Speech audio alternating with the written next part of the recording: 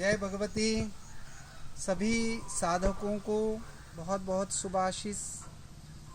आज हम एक विषय पे चर्चा करने जा रहे हैं कि वृक्ष की प्रदक्षिणा कैसे करनी, क्यों करनी और इसका फल क्या है और इसका हमारे कर्मों से क्या संबंध है, इस विषय में चर्चा करते हैं।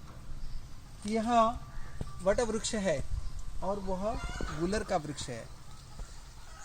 3 प्रकार के वृक्ष होते हैं जिसकी प्रदक्षिणा करने से मनुष्य की बहुत कार्य सिद्ध होते हैं। सबसे पहला इस बात को समझना चाहिए कि ये जो वृक्ष हैं यह ब्रह्मांड की चेतनाओं से जुड़े हुए हैं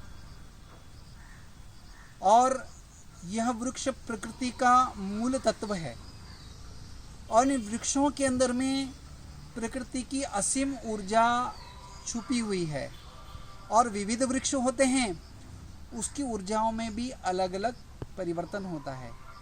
यह एक साधक समझ सकता है। जब मनुष्य के अंदर में 2 प्रकार की नाड़ियां ईड़ा एवं पिंगला चलती है, लेकिन जब ऐसे दैविक वृक्ष के नीचे आप खड़े होते हैं उस समय आपकी सुषुम्ना नाड़ी शुरू हो जाती है। यह सुषुम्ना नाड़ी क्या है, तो सुषुम्ना नाड़ी के विषय में मैंने एक बार पहले वीडियो प्रेषित किया है, उसमें आप देख सकते हैं। तो फिर हम मूल बात पे आते हैं कि इसकी प्रदक्षिणा कैसे करनी है। तो इसकी प्रदक्षिणा करने के लिए सृष्टिक्रम मार्ग है, यानी आप जो है राइट से जाके लेफ्ट से आते हैं और यह वृक्ष की प्रदक्षिणा करने से आपके जब साधना मार्ग पे हैं, साधना मार्ग आने के पहले आप बहुत प्रकार के पीड़ाओं से, बहुत प्रकार के समस्याओं से, बहुत प्रकार की विटंबनाओं से आप घिरे हुए होते हैं। उस समय आपके शरीर में, आपके विचारों में क्रोध, लोभ, मोह, ईर्ष्या इत्यादि भाव उत्पन्न होने से आपके शरीर के आजू बाजू की जो ऑरा है वह ऑरा बिगड़ी हुई होती है। या जब कोई व्यक्ति ज़्यादा बीमारी में चलता है उस समय भी उसकी शरीर की ऑरा जो है वो बिगड़ी हुई है। या जब उसका शरीर रोगग्रस्त हो जाता है और वह रोग असाध्य है या कष्ट साध्य है, तब जो है वह उस ऑरा को शुद्ध करने के लिए वृक्ष की प्रदक्षिणा करनी चाहिए। आप शास्त्रों में प्रदक्षिणा का बड़ा महत्व क्यों है? पृथ्वी सदैव गोल घूमती है। उस पृथ्वी के गोल घूमने से अलग अलग ऋतुएं, अलग अलग वृक्षों के अंदर में रसात्मकता उत्पन्न होती है और हम सूर्य और चंद्र के उदय और अस्त होने को देखते हैं हम। उसमें पूर्णिमांतिक इत्यादि अमावस्यांतिक तिथियां होती हैं।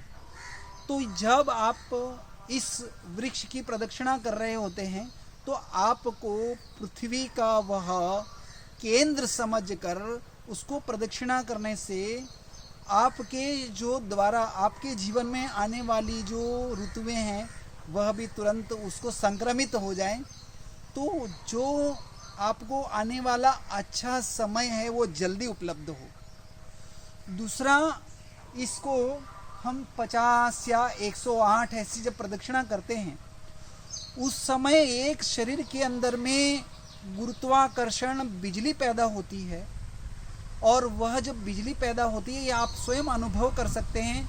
सिर्फ बोलने मात्र से नहीं होगा, सुनने मात्र से नहीं होगा। जब आप ऐसी प्रदक्षिणा कर लेते हैं तो एक प्रकार का आंदोलन, एक प्रकार के वेव्स, एक प्रकार की तरंगे उत्पन्न होती है। वह तरंगे जब इस वृक्ष की तरंगों से घर्षित होती हैं तो वो वृक्ष क्या करते हैं, वह आपकी नकारात्मक तरंगों को अपने अंदर में खींच लेते हैं और इनकी सकारात्मक तरंगे आपके शरीर में वह स्थापित करते हैं, जिससे आपके जीवन में परिवर्तन आना शुरू होता है और आप प्रकृति के नज़दीक में जाना शुरू होते हैं। तो यह विज्ञान है। और जिससे कुंडली के अंदर में राहु, शनि, केतु इत्यादि की महादशाएं हों या परिभ्रमण हो, तब आपके जीवन के अंदर में बहुत उथल पुथल होती है। ऐसे समय में आप सबसे पहले ऐसे जो पुण्यदायी वृक्ष हैं, ऐसे वृक्षों का कहीं रोपण करें, क्योंकि प्रकृति को आप सहायता करेंगे तो प्रकृति आपको सहायता करेगी। और कोई जो बड़े आपके सर से ऊंचा वृक्ष हो, उस वृक्ष की आप प्रदक्षिणा करने का नियम बनाएं। वह नियम प्रातः या संध्या, जो भी समय आपको मिलता हो, लेकिन यदि आप निराहार हैं और प्रदक्षिणा कर रहे हैं तो उस प्रदक्षिणा का आपको बहुत ज़्यादा लाभ होगा। और प्रदक्षिणा करते समय में आपको बीच में रुकना नहीं है। आपने एक बार प्रदक्षिणा निश्चित कर ली तो वह जब तक समाप्त नहीं होती तब तक आपको प्रदक्षिणा बंद नहीं करनी, बीच में रोकनी नहीं।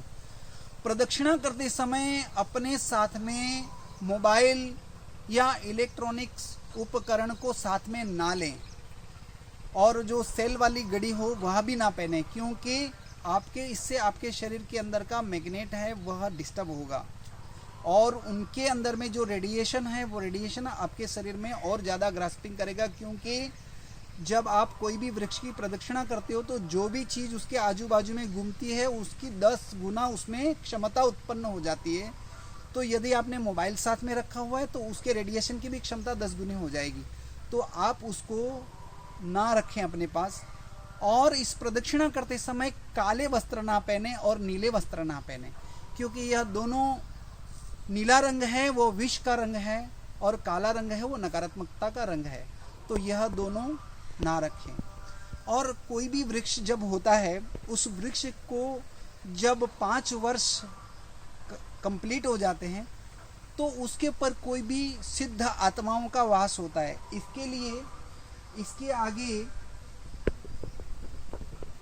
मिट्टी का दीपक लें और शुद्ध गाय की घी से इसको यहाँ प्रज्वलित कर लें, और कोई भी खाने का पदार्थ इसके यहाँ रखें।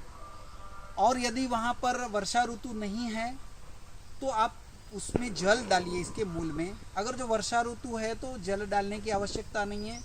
वहाँ कोई भी धूप बत्ती करें, अगरबत्ती नहीं। और यहाँ इसके लिए कि अग्नि है वह रूप का प्रतीक है, और खाद्य पदार्थ जैसे बतासा है, गुड़ है, मिश्री है, ये रस का प्रतीक है। और जहाँ पर धूप बत्ती आप लगाएंगे वह गंध का प्रतीक है, वायु का प्रतीक है, रस रूप गंध। और जो आप इसको प्रदक्षिणा करते समय जब मंत्र बोलेंगे वह शब्द है, और अंतिम में स्पर्श है। रूप रस गंध शब्द एवं स्पर्श, अग्नि वायु पृथ्वी जल एवं आकाश, ये पांचों तत्व का जो है ध्यान में रखते हुए यदि आप प्रदक्षिणा करेंगे, इस प्रदक्षिणा का आपको 10 दिन, 15 दिन, 16 दिन में ही आपको बहुत अच्छा प्रभाव आएगा। किसी किसी को 2-2, 3-3 दिन में भी आता है।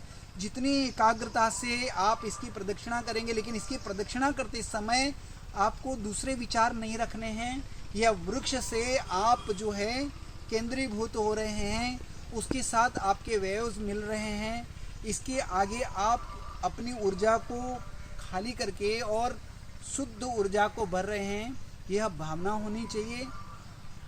वृक्षों में याद रखना है, जिससे लक्ष्मी प्राप्ति की इच्छा हो वह बिल्व के वृक्ष को करे।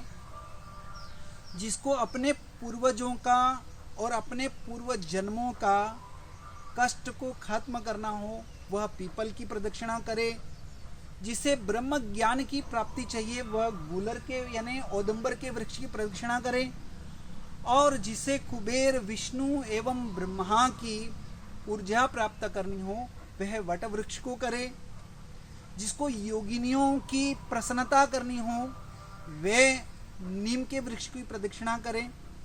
ऐसे तो बहुत सी बातें आगे हैं, जैसे अशोक वृक्ष होता है, वह स्त्रियों के मासिक धर्म को सही करता है, तो अशोक के वृक्ष को स्त्री यदि प्रदक्षिणा करती है तो उसके मासिक धर्म को सुचारू रूप से चालू हो जाता है। ऐसे बहुत से विषय और भी हैं जो आगे की वीडियो में मैं बताऊंगा आपको। प्रदक्षिणा के विषय में यदि आपको कोई भी और भी प्रश्न करना है तो कर सकते हैं, यदि आपको बिल्व का वृक्ष नहीं मिलता है लेकिन फिर भी लक्ष्मी की कामना है तो वट वृक्ष को प्रदक्षिणा करते समय आप लक्ष्मी की मंत्र जप करके लक्ष्मी प्राप्ति कर सकते हैं।